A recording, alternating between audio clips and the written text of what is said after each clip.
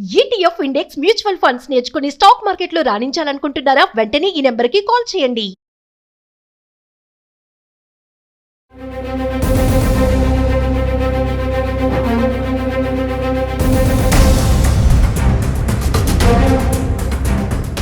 కుటుంబ కలహాలతో పసిపిల్లల్ని చంపేస్తున్నారు. బంధువులే రాబంధులు అయిపోతున్నారు. క్షణికావేశంలో చేసేసాము, మేమే చంపేశామని చెప్పి పోలీస్ స్టేషన్కి వచ్చి ఎదురుగా చెప్పేస్తున్నారు. ఏంటి, ఎందుకు ఇంత క్రిమినల్ మెంటాలిటీలు తయారవుతున్నారు? సున్నిత మనస్కులైన ఆడవాళ్ళు ఇంత క్రిమినల్స్గా ఎందుకు మారిపోతున్నారు? నమస్తే, welcome back to Suman TV. ప్రస్తుతం మనతో పాటు ఉన్నారు motivational speaker, family counsellor, public speaker Rajanirama గారు. నమస్తే మ్యామ్. నమస్తే నవీన. మేడం, సుదీక్ష చూసుకుంటే మరి కోరుట్ల జగిత్యాల దగ్గర 5 సంవత్సరాల పాపని పిన్ని ఎంత కర్కశంగా అంటే చూస్తున్నాం మనం. రోజుకు ఒక క్రైమ్ న్యూస్ అనేది వింటున్నాం. ఇది మరీ ఘోరంగా ఉంది. అంటే తోటి కోడళ్ళ పైన కోపంతో చిన్న బిడ్డ పైన ఆమె చేసినటువంటి ఆ నిర్ణయం అనేది ఒక హల్చల్గా మారిపోయింది న్యూస్. ఒకసారి మీ అనాలైసిస్లో అంటే మనుషులు ఎందుకు ఇంత క్రిమినల్స్గా ఎందుకు మారిపోతున్నారు? అంటే క్రిమినల్స్గా ఎందుకు మారుతున్నారు అనేది మనం చాలాసార్లు చెప్పుకున్నాం. ఇప్పుడు ఇక్కడ ఎందుకు ఈ క్రైమ్ చేయాల్సి వచ్చింది అని అంటే, తిని కూర్చుని బాగా ఒళ్ళు కొవ్వు పట్టేసి ఏం చేయాలో తెలియక బెట్టింగుల్లో భర్తలు పంపిస్తున్న డబ్బుల్ని బెట్టింగుల్లో పెట్టి అదేమని ఎవరన్నా అంటే కక్షలు కట్టడం. అది కక్షకి ఒక్కొక్క కేసులో ఒక్కొక్క కారణం కనిపిస్తుంది. కక్షకి అంటే నీకు కోపం వస్తే కక్ష కట్టేస్తావు. అక్కడ రీజన్ అవసరం లేదు, తర్వాత పరిస్థితులు అవసరం లేదు, వావివర్సలు అవసరం లేదు, బంధాలు అవసరం లేదు, సొసైటీ అవసరం లేదు, ఏమీ అవసరం లేదు. నీకు కావాల్సింది నీ కక్ష తీర్చుకోవడం. సో ఆ క్రైము దానివల్ల చేస్తున్నారు. ఎస్, అంటే చిన్నపిల్లలు కదా. ఇప్పుడు ఆమె పాప అయినా వాళ్ళ పాప అయినా అంత చిన్న పాపని ఎట్లా మేడం? ఇప్పుడు జంతువులు కూడా చూడండి ఎంత రక్షించుకుంటాయి ఆ పిల్లల్ని. అలాంటిది మనుషులే కదా వాళ్ళు. మనిషి పుట్టుక పుట్టి అలాంటి ఆలోచనలు రావడం అనేది మరి సొంత పిన్నే మళ్ళీ చూడండి ఎంత డ్రామా చేస్తుంది. అంటే పక్కనే కూర్చొని అందరితో పాటు ఏడవడము, అందరితో పాటు వెతకడము, ఇవన్నీ మళ్ళీ డ్రామా. అంటే ఆ మెంటాలిటీ చూడండి. ఆల్రెడీ చంపేసి మళ్ళీ అక్కడ కూర్చొని అంత డ్రామా క్రియేట్ చేయడం, ఇదంతా అసలు ఏ పని చేయాలన్నా తెలివితేటలు ఉండాలండి. తెలివితేటలు లేకపోతే ఫెయిల్ అవుతారు. ఇక్కడ తెలివితేటలు ఎక్కడ కనపడినాయా?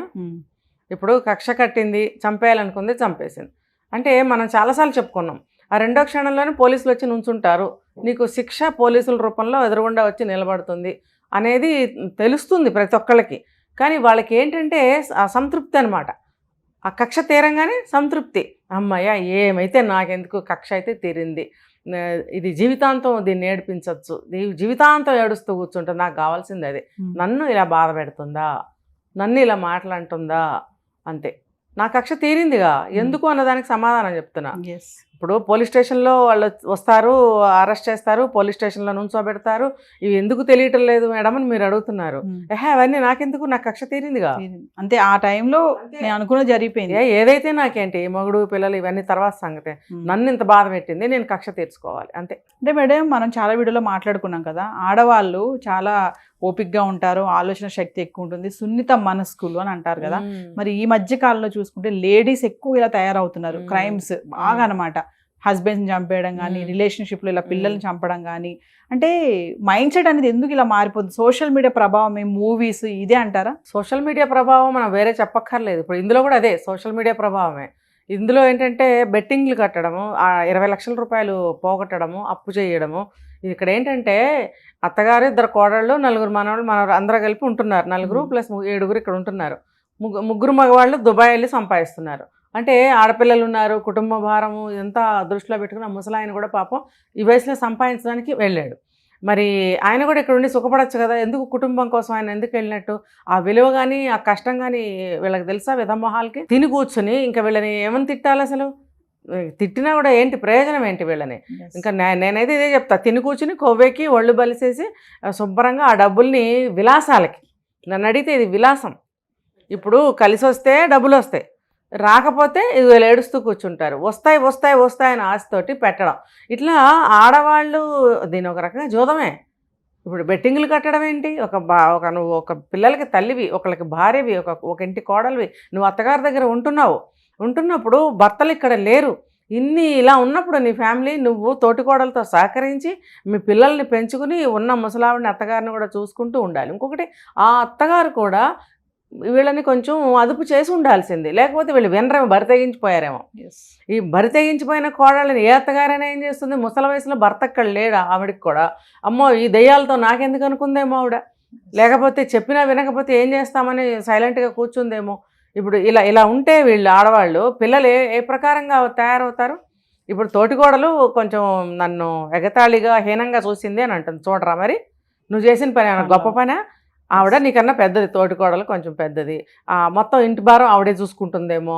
నువ్వు బెట్టింగుల్లో, రీల్స్లో, ఇన్స్టాలో, నువ్వు ఆన్లైన్లో కూరుకుపోయి నీ ఆనందంలో నువ్వు ఉన్నప్పుడు, నీ పిల్లలు ప్లస్ ఆడపిల్లలు అందరూ అక్కడ ఉన్నప్పుడు ఆటోమేటిక్గా ఆవిడే ఒక తల్లి కాబట్టి రెండురా తినండిరా చదువుకోండిరా అనాల్సిన బాధ్యత కొంచెం పెరిగే ఉంటుంది ఆవిడకి కూడా.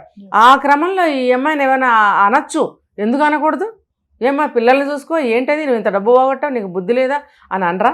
యాక్చువల్గా అయితే అత్తగారు అనాలి, మరి ఆవిడ ఎంత మాత్రం అందో మనకు తెలీదు. ఈవిడికి కూడా బాధ్యత కాబట్టి, ఇప్పుడు వాళ్ళైనా వెళ్ళాడు, వాళ్ళైనా కష్టపడుతున్నాడు, ఈవిడేంటి కూర్చుని సుఖపడుతుంది అని మంట ఆవిడకు ఉండదా. కూర్చుని పిల్లల్ని వదిలేసి బెట్టింగ్లు కట్టుకుంటావు, డబ్బులు పాటు చేస్తావు, బహుశా ఈవిడ రంగుల రంగుల చీరలు కొనుక్కొని ఫ్రెండ్స్తో బాగానే తిరుగుతూ ఉంటుంటుంది. మరి అది పక్కన ఉన్న తోటికోడలకి ఒక కాలదు. ఆ ఒళ్ళు మండినప్పుడు ఆవిడ ఏమంటుంది, ఏమా ఏంటి నీ పద్ధతి ఏంటి అని రెండు తిట్టదా. తిట్టాలి, తిట్టే అధికారం ఉంటుంది, ఎవరు చిన్నైనా పెద్దయినా తప్పు చేసేటప్పుడు అనే హక్కు ఉంటుంది. ఒక కుటుంబ భారం అందరూ కలిసి ఒక ఇంట్లో ఉంటున్నప్పుడు, కుటుంబ భారం ఉన్నప్పుడు, అందరికీ సమానమైన బాధ్యత ఉన్నప్పుడు నువ్వేంటి బాధ్యత లేకుండా ఈ రకంగా కూర్చుని నీకేం పేరు పెట్టాలి, రౌడీ అనాలా, లేకపోతే ఇంకోటి అనాలా, ఏమనాలి నిన్ను. మరి అలాంటప్పుడు ఎవరైనా అంటారు. ఇరుగు పొరుగులు కూడా చూస్తే ఏంటమ్మా ఎప్పుడు ఫోన్లో ఉంటున్నావు, పిల్లల్ని చూసుకొని అనరా, అంటారు కదా. అంత మాత్రం నువ్వు కక్ష కట్టేస్తావా.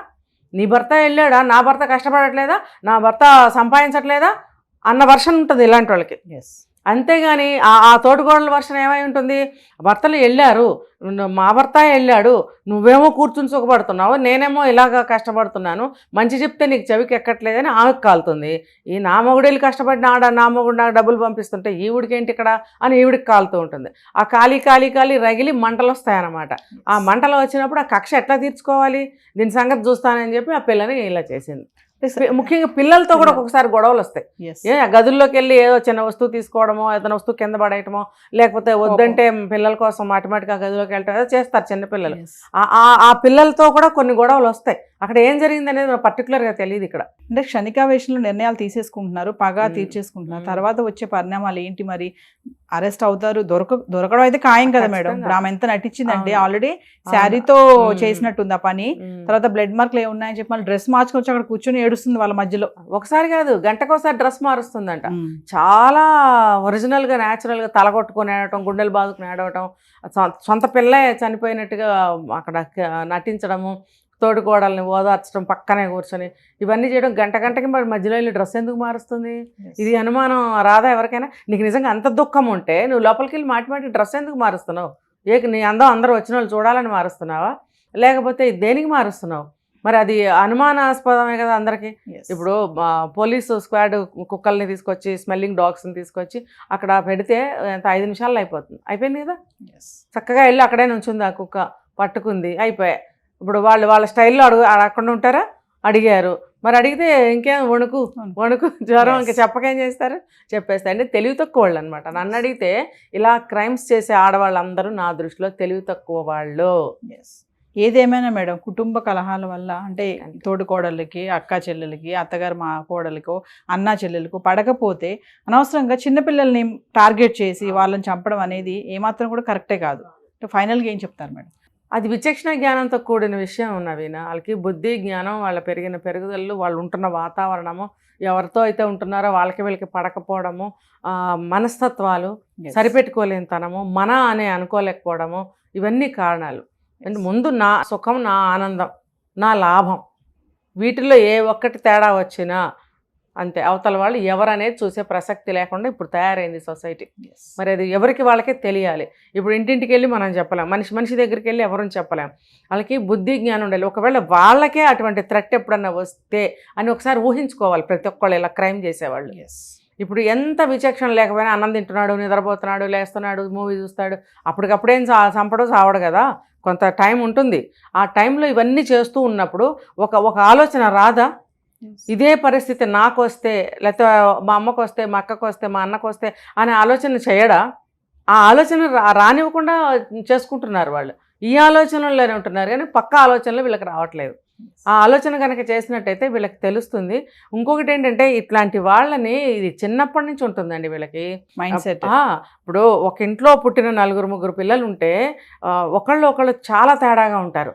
ఒకళ్ళు ఎప్పుడు సౌమ్యంగా ఉంటే ఒకళ్ళు కారాలు మిరియాలు నూరుతూ ఉంటారు. ఈ కారాలు మిరియాలు నూరే వాళ్ళకి మంచివాడు ఏమైనా చెప్పబోతే వాడే వీడికి గిట్టడం. జీవితకాలం సొంత అక్క చెల్లెళ్ళు సొంత అన్నదమ్ములు కూడా ఏదో హాయని పలకరించుకుంటారే తప్ప ముఖస్థుతికి లోపల మండుతూ ఉంటుంది వాళ్ళని చూడంగానే రోజు. ఇది మాత్రం ఖచ్చితంగా చాలా మంది విషయాల్లో నేను చూశాను. ఇప్పుడు పలకరించుకుంటారు అంతే. ఇంకా వాడికి కష్టం వచ్చినా సుఖం వచ్చినా మనమే వెళ్ళి ఏం చేస్తాంలే, అడిగినప్పుడు చూద్దాంలే అంటే అంత కర్కశంగా నాది కాదులే అని ఎలా ఉంటారు మీరు సొంత తోడబుట్టిన వాళ్ళ విషయంలో? మీరు ఎందుకు వస్తుందంటే ఇవే కారణాలు. నువ్వు ఒక పిల్లలు అందరూ ఒకలా ఉండరు, మనం చూస్తున్నాం. తేడాగా ఉన్నవాడికి మంచివాడు చెప్తాడు, కోపం ఎందుకు నీకు? అప్పుడు నన్ను అడిగితే చెప్పకుండా ఉండటమే మంచిదేమో, చెప్పినందువల్ల చెడ్డ అవుతున్నారు. ఇప్పుడు నువ్వు చెడు మార్గంలో ఉన్నావని చెప్తే కోపం వస్తుంది, కానీ ఆ చెడు మార్గంలో వెళ్ళి వాళ్ళే దెబ్బతింటారు. దెబ్బతిన్న రోజున ఆ బాధ వాళ్ళే పడతారు. మనం ఇప్పుడు ఒక వయసు వచ్చాక ఎవరిని చెప్పకూడదు, చెప్పలేము. అందుకని తోడబుట్టిన వాళ్ళ విషయంలో కూడా వేలు పెట్టడం అనేది శుద్ధ దండగా.